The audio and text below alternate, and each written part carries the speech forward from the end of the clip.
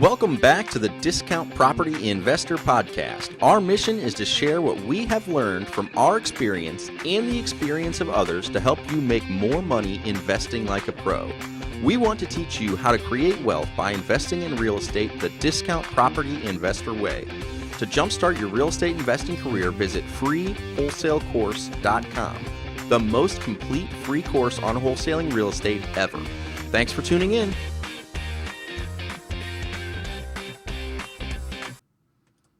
All right, welcome back to the show, everybody. I got Brysan Duvall, one of my new co-hosts, joining me this afternoon. Brysan, what's up, man? Welcome back, buddy. Good to see you, my friend. Good to see you. Let's get it. Drop some nuggets today. Let's drop some nuggets on these people. That's what I'm talking about. All right, today we are going to focus on the mistakes that we have made in our wholesaling careers and endeavors. Yeah. And we could, I was just telling Brysan, man, we could talk about this forever, man. Yeah. There's a lot of mistakes that we have made. I don't know what I just clicked, but like 100 windows are opening up, it's all good. Which is kind of crazy. So we got to get this thing cleaned up a little here. There we go. There we go. All right. Yeah, man, I don't even know where to start. I got a couple of things that I definitely want to cover, but let's jump in. I just thought about like 100 as we started to say that. I'm like, wait a second. I just thought about 3 that I forgot about, like giving lock boxes to just everyone. Yeah, well, let's make a list here as we go. But yeah, well. one of the biggest things, and I think is, I actually went live with my buddy Claudio earlier today. We mentioned that, as beginners or people that are struggling to get traction. A lot of that has to do with stopping and starting. Like going in, going hard, not seeing results, and you're stopping and pivoting. You know what I mean? So are you talking about specifically in the marketing, or just everything? Yeah, I mean, really in the beginning, it's all marketing, though. Like it's so it's like you're stopping, you're starting, you aren't getting deals, you're not getting the lead flow, but it's my buddy, I have another buddy in the Atlanta market, and he was like, yeah, you stop marketing, and then, like, you take a break or you do something else, and it's like you just restart the sales cycle all over again, Because it's like those leads that were warm are just back to cold now. They don't remember you. You didn't even build rapport on what did you hit them on a cold text or a cold call? Then you don't market to them, or you're not really following up with them consistently. You call them back. They've already talked to so many people. It's a cold lead again. Right. So a sales cycle just starts from the beginning. Cold call over again. You spent all that money marketing. And really, now in retrospect is like, just a lead in the podio. I just take that as a win. Yeah, like, me too. Boom, pipeline's built. Cool, that may be 6 months. That may be 7 months. That may be 10 months. That may be a year. Right. But that's it. I got somebody in my pipeline. It doesn't matter if I call them and, we see people closing deals on Instagram or on all this stuff on social media over the phone, and that's great, but that doesn't happen most of the time. Right. Most of the time you have to have FaceTime with the seller. Yeah, so Brysan, we do 5 to 10 deals a month. Not all of them are big deals. Right. So a lot of these are little tiny deals. I'm not trying to bloat about that. Like, it is what it is, and the average deal we do is about 4 to 6 months. Yeah. So just getting the lead into Podio is half the, or not even to Podio, into any of your CRMs. Right. I just use Podio, right. That's what you're using, of course. Yep. So I use it as well amongst about 5 others, which I'm trying to consolidate. But but yeah, getting the lead into the system is really just the beginning. Yeah. It's following up and it's making those offers. So starting and stopping with the marketing and really just anything. I think is a mistake I've made as well. One of the things to kind of build on this topic right here is Mike and I always are wanting to try to do some sort of automation in our business. Okay. And there is a lot of downside to trying to over-automate. Mm-hmm. We call it like getting into a rabbit hole. Yeah. Like we'll be like, oh, we should be able to automate this. We may spend a whole week on it, and it may work, it may not. But then it's like at the end of the week, we're like, man, I just like gave up a whole week of marketing and talking to sellers and making appointments and and sending offers that I could have been doing. So, man, I cannot agree with you more. Yeah, man. It's when you say starting and stopping. Yeah, and even like you said, even implementing and automating, like you said, that has to be. It's almost like it's got to be an after-hours task. Like you gotta do that at 10 to midnight and on the weekend, bro. Don't like try it's to just do it not during times like this. It's like I mean, technically we are on paid time right now. We're doing a podcast, but we've had productive mornings, so I'm definitely down for this. I think another thing, stopping and starting. That was another thing we talked about earlier. Is like a lot of people we complain about. We complain about not getting traction or not getting deals fast enough, but it's like, like a lot of times it's a lead gen problem. At the end of the day, like this whole business, we already know, like you used to say, we're not in the real estate business. We're in the marketing business. We're in the people business and the marketing Absolutely. business. More so the marketing business. Yeah. We're our inventory happens to be houses. That's it. So if we don't even have the lead flow, it's like, that's the problem for any beginner. It's never like, okay, I'm making so many offers. No one's accepting the offer. It's like, no, you don't have enough motivated sellers. That's the problem. It's pretty simple. Right. So, and that I think leads to that issue. It's the stopping and starting. Absolutely. You're saying this doesn't work. This marketing thing is different. Let me pivot and do text messaging. Let me pivot and just do bandit signs. I had a really shitty day cold calling, so like let's not cold call for 2 weeks. That's a terrible idea. Terrible. Right? Like just stick with it and be consistent. So stopping and starting, I think that's gonna probably sum up most of the things we're gonna talk about. Yeah, pretty much. Not sending offers. Yeah. Like that was one of the biggest mistakes I made in the beginning was I was scared to send offers. I was scared to get an offer accepted, bro. In the beginning. But it's just like it's like, oh my God, like what do I do now? You know? And it's like that's like you're like 3/4 of the way through a deal at that point. Yeah. I wouldn't say half, because a lot of this business is marketing and following up and setting appointments and making offers. But like, I'd say 3/4, give or take, of the way through the deal when the contract comes back signed. But it's like, okay, now I got more marketing to do. So in the beginning, if you are struggling with sending offers or you're having analysis paralysis, I want to say one thing really quick just to sum this part up. But when you work through a wholesale deal, there's like 5 steps, right? Mm-hmm. It's not necessarily easy, but it's incredibly simple. So what are those 5 steps? Well, you market to motivated sellers, you make offers and run appointments on properties, you get a contract on a property, you then market that contract, and then you take it to the closing table. Yeah. So if you work that backwards, in order to get to the closing table, you have to have sold something. And in order to have sold something, you have to have inventory. Yep. So the contract is like the most important part of the entire business. So you don't have a business without it. You don't have a business without it. So one of the biggest mistakes I've made was not sending enough offers or having analysis paralysis towards sending offers, because you can't wholesale property if you don't have control of properties. Right. And you get it by sending offers. Yeah. Big one. Yeah. ARVs and repairs. So obviously I have been in this full-time 6-7 years. Mm-hmm. I still sometimes struggle with knowing what the right ARV is, and am I overestimating it or am I underestimating it? Same with repairs. Right. And I've just kind of learned that I'm not perfect, and even if my numbers are off, that's why we have a due diligence period to make sure that the ARV that we initially thought was there, or that the repairs that we are estimating are right. And I no longer have that fear. I haven't for a long time, but in the beginning, man, and that was probably the reason why I wasn't sending the offers, because I'm like, Absolutely. Is my ARV right? Are my repairs too low? Are they too high? Quit worrying about that stuff, guys. Yep. Literally, stop worrying about it.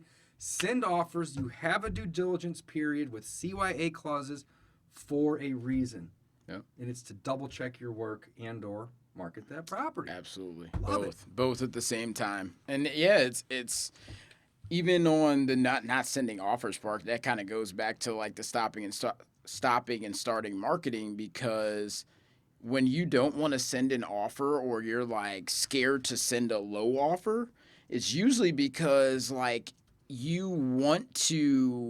a motivated buyer, essentially. You know what I mean? You're a motivated buyer where you're just like, I want them to accept this. And it's like, the best offers we know are like uncomfortable to make. You know, it's like if you're not uncomfortable making an offer, like you're too high, bro. If you're not a little bit embarrassed about your offer, I mean, you don't have to be full blown like holy cow, but if you're not a little bit embarrassed about your offer, it's too high. Yep. So I was on with a student earlier, Bryson, and we were running through an example MAO formula, and we got our ARV, we multiplied it by our discount rate. We subtracted our repairs. We even added a $10K wholesale fee. And in that scenario, you minus it out. Right. It's on that side of the equation. Long story short, our MAO was $90K. And I was like, I would offer like 80 to 82. Maybe even 75. Like go low. But you never want to start with your MAO. So I think that's another thing we could add on the list of mistakes that we've made is never start with MAO. Because it is so hard to get a seller to come down once you've made them an offer. But if you come in really low, and I call it anchoring, like anchor really low. Absolutely, price anchor. Yeah, price anchor. Anchor really low. And then you're always going to have the ability to come up over time. Right. But if you don't, if you go in too high in the beginning, you're shooting yourself in the foot. Yeah. So never start with your MAO, and that's your maximum allowable offer. Know that that's where you have to end. And my example with my student was, if your MAO is 90 and you go at 80, right? Your MAO is 90. That's the most you can pay. But you don't ever lead with that number. Right. That's like the 3 month or the 6 month later number. Or maybe it's 3 hours later. Who knows what their level of motivation. But that's the later number. But if you lead with 80, and I said, what happens if they accept that? And he's like, boom, my wholesale fee went from 10 to 20 grand. I'm like, exactly. So you always want to go in low. And it's okay to be a little embarrassed. I'm embarrassed all the time. Right. Oh, I don't care. Like, just screw it. Absolutely. Right? Next, so I want to talk about a couple of these because we could literally talk for days about all the mistakes that we've made. Yeah. I think this kind of goes with the first one, starting and stopping, but I refer to three pillars. I don't know if you've heard me talk about this, Bryson. If you guys have listened to the show or watched, I've done a couple episodes recently on the three pillars, but I think that there's three things in wholesaling that are what I consider the money making activities. Absolutely. Wholesale. Marketing. Right. Marketing, that's the name of the business, right? Yep. Marketing, making those offers, and following up. Those are the three things. Right. So the mistake that I've made is letting go of those three things. And again, chasing that software automation or that new phone system or this or that. And if you get away from marketing, making offers, and following up on those offers or people that are essentially interested in have raised their hand that they want to sell, you are shooting yourself in the foot. Yep. Huge mistake. Yep. Focus on those three money-making activities before you do anything else. And like you said it really well. If you want to do that extra stuff, do it on the off hours. Do it in the evening when you're sitting on the couch, like it's maybe too late to call somebody at 10 o'clock at night. Absolutely. Focus on automations and systems and stuff like that. But during the daylight hours when you are ready to sit down and work in your business, not on, but in, focus on those three things. And I've gone down rabbit holes that have lasted 2 months. Bro. Where it's like, man, I'm looking back and I'm like, holy cow, like this is really great, but no one's using it because we're not doing any marketing. Yep. And it always circles back to market to motivated sellers and make a ton of offers. You're up. That's it, man. That's huge. Focus on the three pillars. What I noticed in getting feedback from other, high net worth, high performing people, yourself, a couple others that I know in the same business, is like what I started to realize with conversations with them is that me and a lot of other beginners, I mean, I still feel you're not like really a beginner. Yeah, I'm not. I've been in this business for a minute. I have. I've had experience in that, but it just feels like because I haven't been consistent until really like this year, So that's where I kind of like feel like I really started, is with the consistency. So, but I started to realize it's like, I mean, I just got cold callers. They're on like their 40th day with me, and it's like, bro, like I scaled too slow. Like you know what though? That's a better problem than scaling too fast. For sure. And running out of money or not knowing what you're doing. For sure. But hindsight's always 20/20. Yeah, but it's interesting to see that. It's like, bro, I talked to a guy, Aaron Bevins. He's in San Antonio market, really good friend of mine, kills it. Part of his accountability group as well. So he you know, he was talking to me and like we're talking and I'm like, you know, he's asking about money coming into my business and I'm like, yeah, man, I got like $50K in my business account. And he's like, so like, what in the world are you doing, bro? Like, and I'm cold calling 5 hours a day, you know, and one of my cash buyers, like I just sold him a deal and he was calling me. I was like, yeah, I was just on the phone with the seller. I was on the dialer. He's like, the dialer? He's like, what are you doing? And I'm like, I was cold calling. I'm trying to find new leads, bro. Right, I'm working hard here. He's like, bro. But he's like, man. Yeah. He's like, bro, this is not how to do it, bro. This is not how to do it. There's a better way. Yeah, there's a better way because you got to realize it's like, you know, something like cold calling. You got to do it in the beginning if you don't have the budget. That's fine. So I want to just talk about that for 1 second. But that is. So you said I didn't scale quick enough, which is totally fine. However, there was so much value for sure for you hitting those phones and being in the trenches and setting those appointments. And you're still setting appointments. And sending the offers, but you've outsourced it to somebody else. And I have a lot of new students right now that I'm onboarding, and I tell them, listen, I don't want you to do this forever. Like, that's not the goal. The goal is to outsource it to somebody for $4, $5, $6 an hour that can do this, you know, all day long for you, right? It's a low-performing but ROI. It's hard to train somebody that you don't know what you're doing. Absolutely. And you don't want to get somebody lining up all these appointments for you if you're scared to make it to go run them. Very true. Or scared to run or send the offer, so on and so forth. So, in time. Absolutely. At the right time. Right. There's definitely take that with a grain of salt. It was just like, for me personally, I realized I could have done it sooner. That's what I mean. I love it. You know, so it's because we look at, you know, cold calling in itself has a really low ROI. Yeah. You know? Yeah. On your time, on your slow process. Absolutely. Right. And again, just because you get somebody that's motivated doesn't mean it's going to be a deal. It could take 3 or 6 months to make to justify your offer as being fair, not low, but really it's in fact both. Right. It's still fair, right? So absolutely, man. I love that. I think the bad part of it is that now I'm in a place where I have to relinquish control.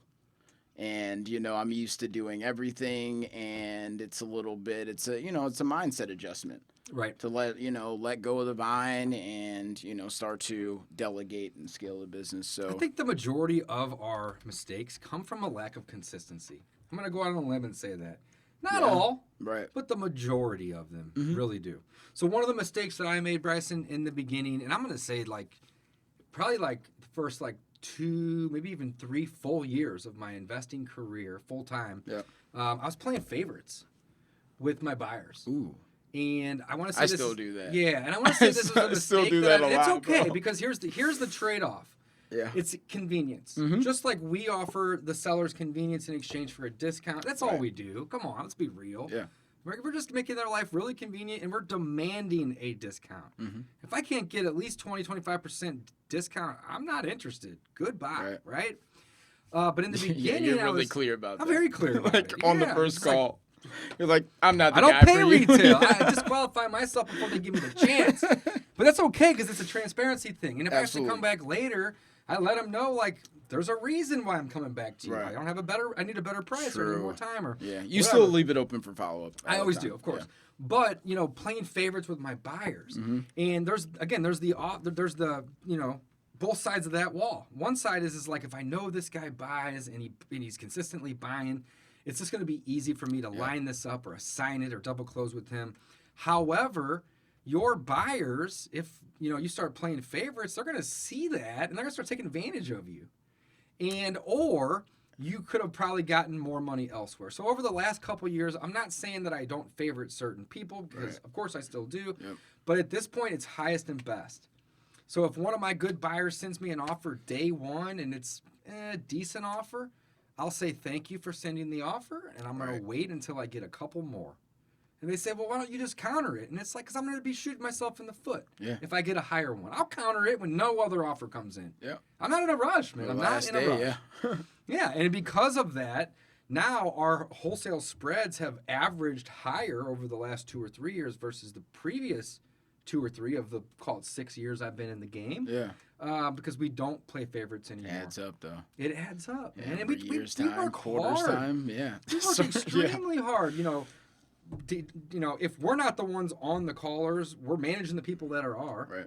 We're the ones running all the appointments and sending all the offers typically. Yep. I don't have my VAs do that, even though I probably should at some point, but I just want to be in control. Yeah. Once I start exiting They could do it. I mean, you're like Dennis kid. Yeah, of course. But I like having that little bit of control. Yeah. So playing favorites, I think, was one of the big mistakes.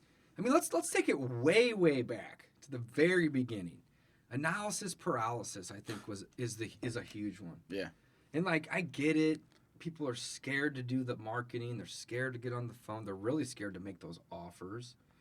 But in hindsight, if you go into a wholesale transaction with A, the right mindset, and B, the right level of transparency, there's really nothing to be that scared of.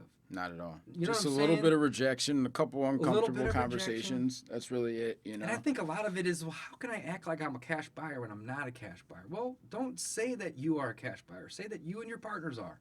Yeah. Just structure the sentence. Leverage other people's confidence. That's what I'm saying. That's what I still do that to this day. Me too. But just choose your words wisely. And in the beginning, this is a good point. In the beginning, man, I used to hate calling a seller and being like, sorry, but I can't close on the date that we agreed because I wasn't able to find a partner or whatever reason. And now it's if I have to make that call, it's I have zero remorse or anxiety because I've lined it up from the beginning to say, listen, I buy a lot of houses, and because of that, I have to bring a partner in on every single one. Mm-hmm. So my purchase contract that I'm sending you or that you've signed is contingent on me finding a partner. Right. And I'm so transparent about that. Absolutely. So later when I have to make those calls, which is rare, but it happens, but I just say, listen, I told you from the get-go, I need a partner. I wasn't able to find one. However, I'm not going away unless you want me to. Yeah. I'm still working for you. Yeah, balls in your court. Balls in your court. So I either need more time or I need a better price, and hopefully both. Right. A little bit of both. Hopefully both. And I've done that 3, 4, 5 times. Or I've gone back to the seller, hey, I need another couple grand, or I need another 2 weeks. But again, I don't have that remorse of calling them or even that anxiety because I've done it the right way from the beginning. I'm not misleading or hiding information from people. I don't say I'm a wholesaler, let's be honest. But at the same time, I say I need a partner. Yeah. Period. So if I can't find one, I say I close only with private money or something that lets them know that I'm not alone on this. Right. So more transparent you are, just like you said, it saves your ass in the end. Right. It really, it does. So one of the mistakes that I've made, not necessarily specific to wholesaling, but flipping and rental property, is over rehabbing. And if you're just a wholesaler, you won't have this this problem. But if you do decide to become a landlord or want to do some fix and flips, over rehabbing is one of the biggest mistakes that I think I've made in my investing career. If I was to go big picture, because when you over rehab a property, you're not necessarily increasing the ARV. Mm-hmm. It's very diminishing returns. Yep. Once you hit your ARV, because if everyone sees that a house in the neighborhood sells for $175 a square foot, and you're asking $225 a foot, A, it might not appraise. Yeah. B, it's well, I could go next door and get one for $175 a foot. So I think that's probably one of the biggest mistakes that I've made to date is over rehabbing. And that'll cost a lot. I don't want to say anything negative about my business partner Bill, because that's not my intent. Yeah. But I will say this: that guy surprises and impresses me every week because he is the anti-over rehabber. Mm-hmm. He's like, oh shit, it looks fine. Yeah. Leave it. And I'm like, no, you got to come over here and put some mulch down or trim this tree or, man, this he's trim old is. School. And he's like, don't worry about it, man. It's fine. It's fine. Yeah. And guess what ends up happening every single time they sell? He knows. Yeah. Right? And it's OG in the game. OG in the game. And I keep telling myself, man, I'm embarrassed to put this on the market and it needs countertop still or something crazy. And he's like, don't worry about it, man. We're gonna list it. We're gonna sell it. And sure enough, every time I'm like, holy, you guys cow. buy them right. If you buy them right, that's what Bill knows. It's okay. So speaking of buying it right, that's another mistake that I've made, is overpaying for a deal, man. Oh my overpaying goodness, for one. being there's nothing worse as a wholesaler is feeling like a motivated buyer. Right. Oh my God, there's Yep. nothing worse. But I really think it's hard to be like that if you're struggling with the lead flow, you're struggling with consistency, offer making. You're like, I want to entice this person to accept my offer. When really you're making pure offers, you're making only offers that work, and a lot of them. Right. And we just need a couple to be accepted. That's it. It's Right. just a numbers game. Get them out. So that analysis paralysis, man, that's crazy. Like creative avoid all. It's all just in your head, though. Oh, it's just so it's deep, a made bro. up fear Yeah. that we have when man, I hate to keep talking about students, but there's a lot of value there. So one of my students got a property under contract. It was in Baton Rouge. His name's Jamal, great guy.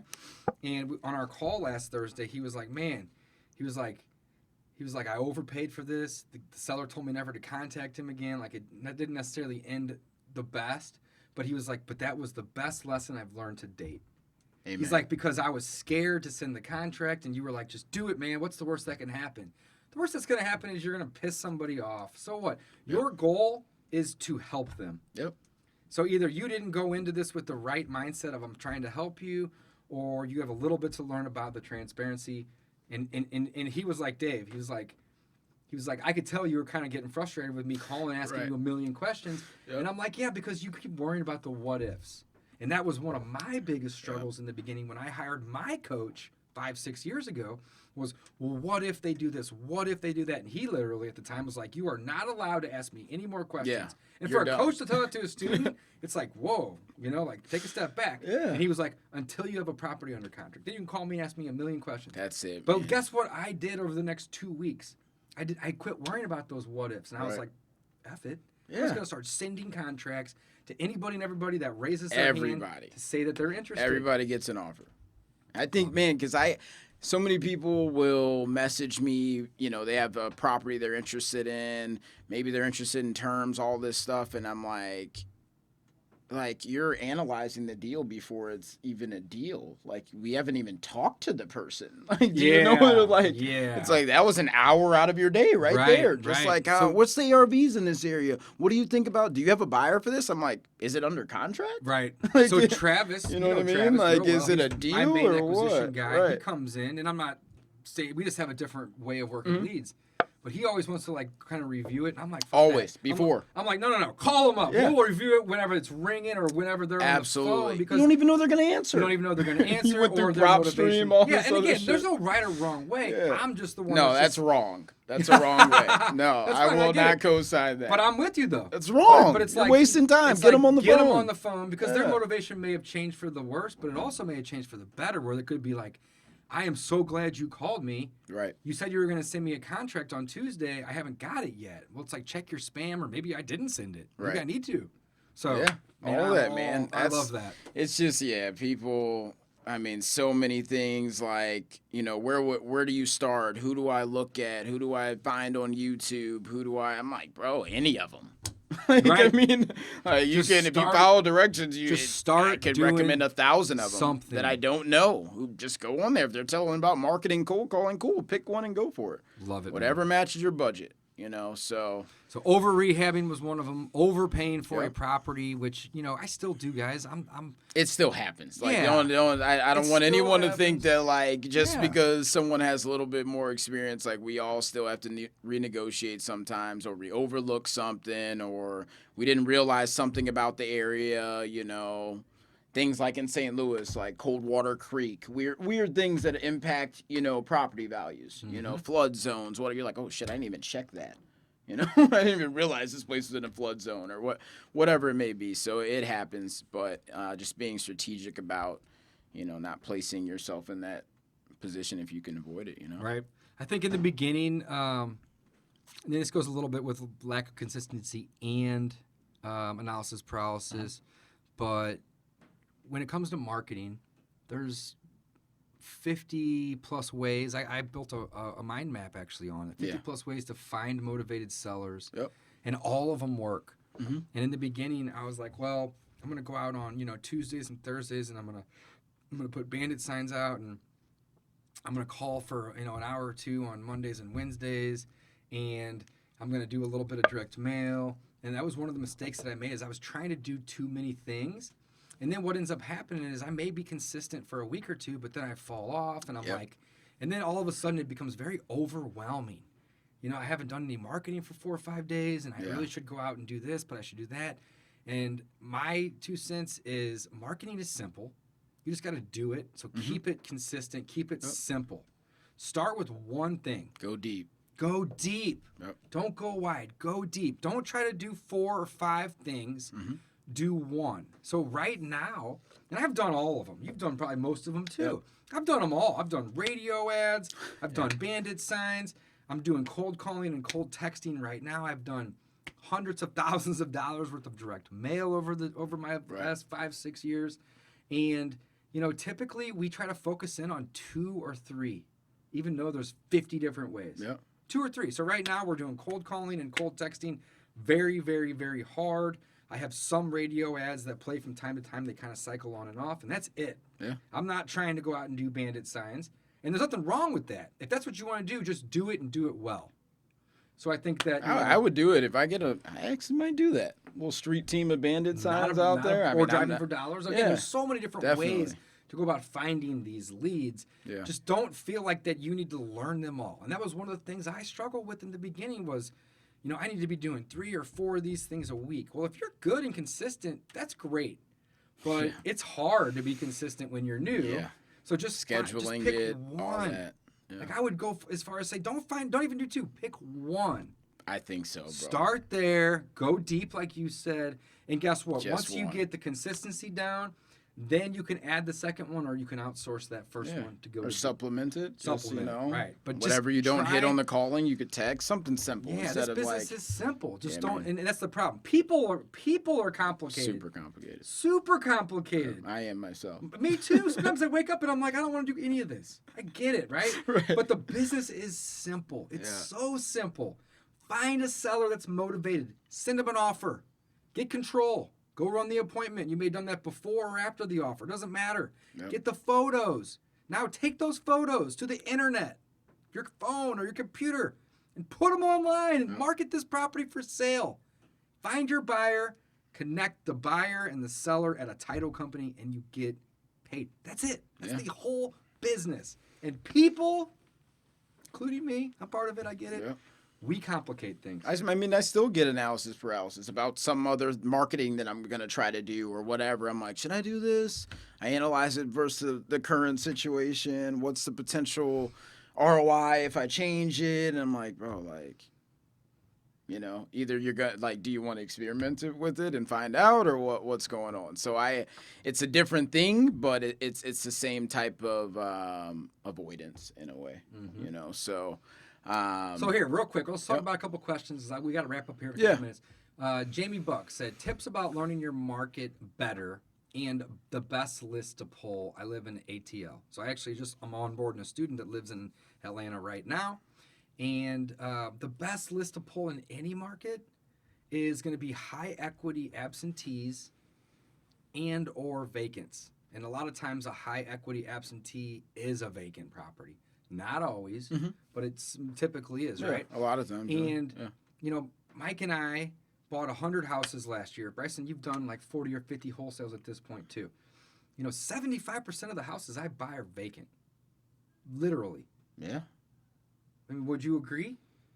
Maybe a little lower than that? Like maybe 65 to 70%. But aren't the majority? A lot of them, Aren't the majority? I'd say about, at least 60%. 51%. Yeah, let's say. Okay, let's go with 51. The majority. But it's the majority. Right. Yeah. So Absolutely. If you are new and you are like, do not have analysis paralysis on this, okay? Any list you get is better than no list. Yes. You cannot disagree with me on that. Absolutely. Period. So, Jamie, I don't know you. You seem like a great person. But if you don't have a list, get one. Today. You're going to be doing better than you were. Yeah. Because you have something. So what's my go-to list? High equity absentees or vacants. Yeah. Period. Tips on learning your market better, connect with other investors. Yeah. You know, see you're a landlord, so what do landlords buy here? You know, go to meetups, go to your online investment groups, ask the questions. I don't know, like our investment group here in St. Louis is really like really valuable as far as selling a deal or asking a question. You know what I mean? If you ask a genuine question, people that with experience and that have guidance around that will absolutely, answer it or, help you figure it out. So I'm guessing Atlanta's probably has some decent Facebook groups you can be involved in or meetups. Go to a meetup, see what exactly a fix and flipper needs. Where are they buying? What's talk to realtors and say what areas are like changing. I'm an investor. They're going to think that you're going to use them. You may not ever contact them again. Yep. Say, hey, I need to find out what's going on in the market. Where should I be buying if I'm trying to flip a house? Yeah, and and not everybody has a car. I get it. But if you do have a car, get the Deal Machine app. Yeah. Go out and drive. There's really lots of other people. I use the Deal Machine app because it's awesome.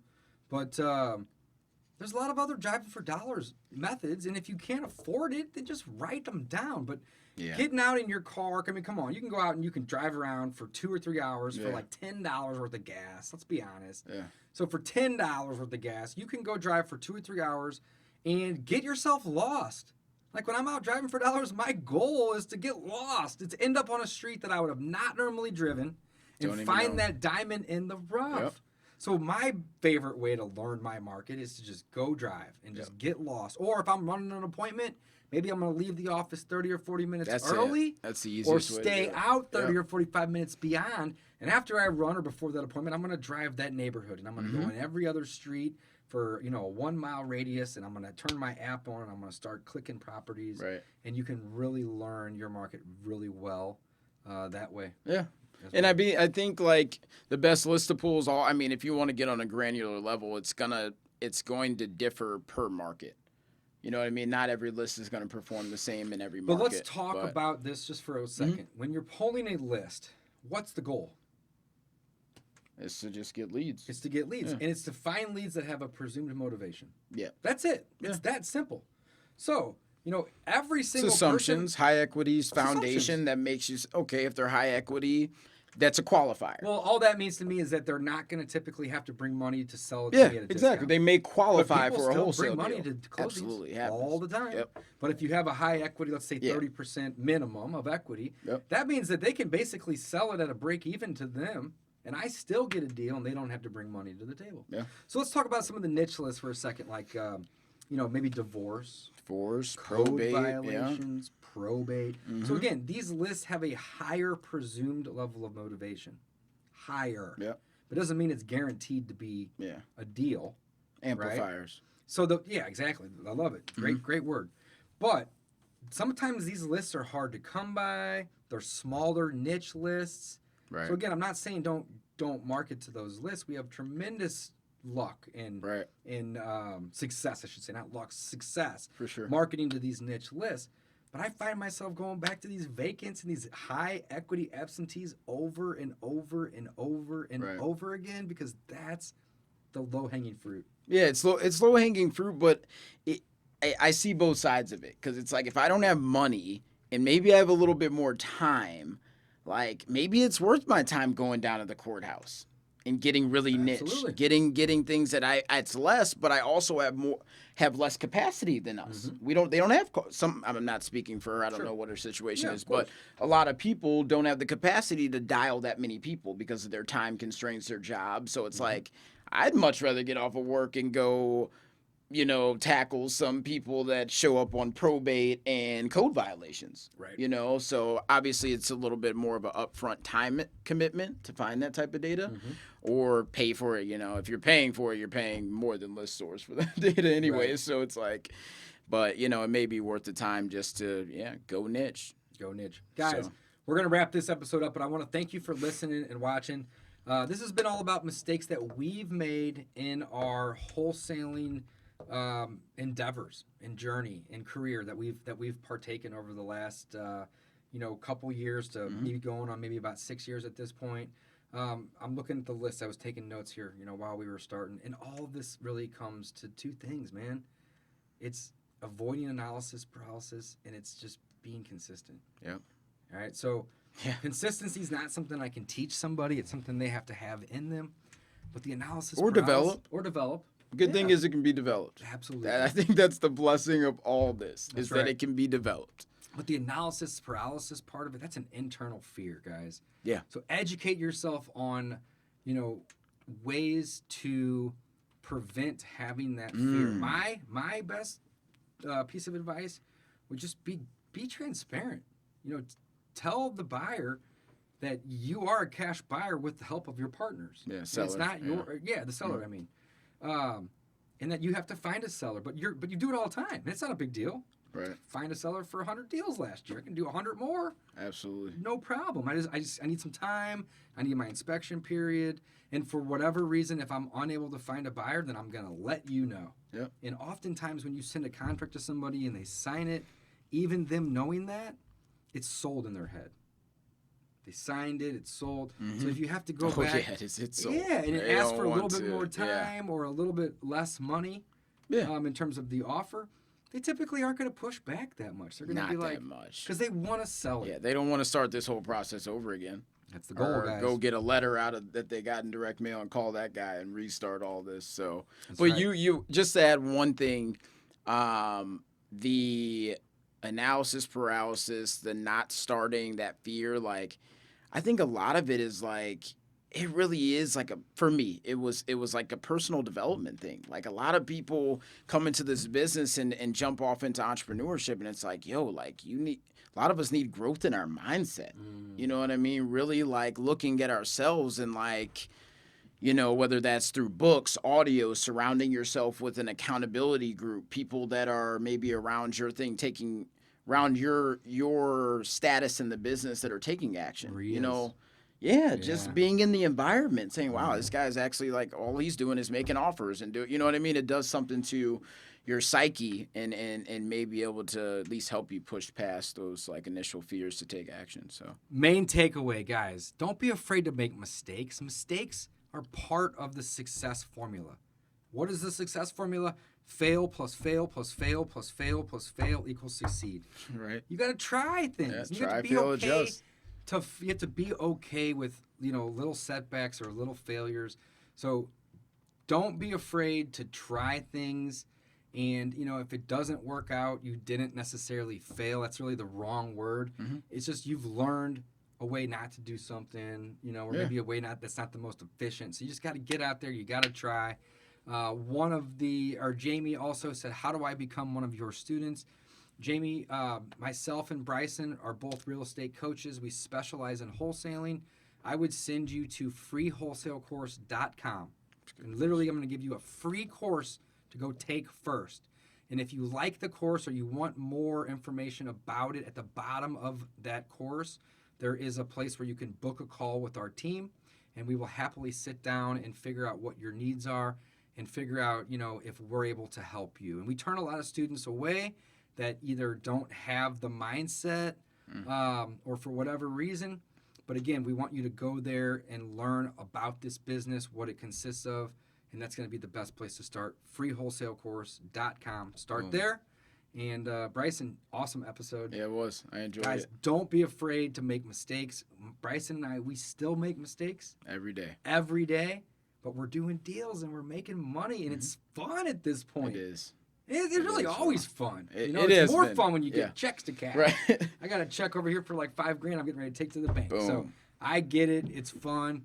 But again, don't be afraid to make those mistakes, guys. Thanks for listening. Thanks for watching. Signing off. Yep. Thanks for listening to the Discount Property Investor Podcast. If you enjoyed this episode, please like, share, and subscribe to help us reach a wider audience. To jumpstart your real estate investing career, visit freewholesalecourse.com, the most complete free course on wholesaling real estate ever. We would also appreciate it if you left us a review on iTunes or Stitcher. Thank you in advance for your support. And remember, you make your money when you buy, you get paid when you sell. Now let's go build some wealth.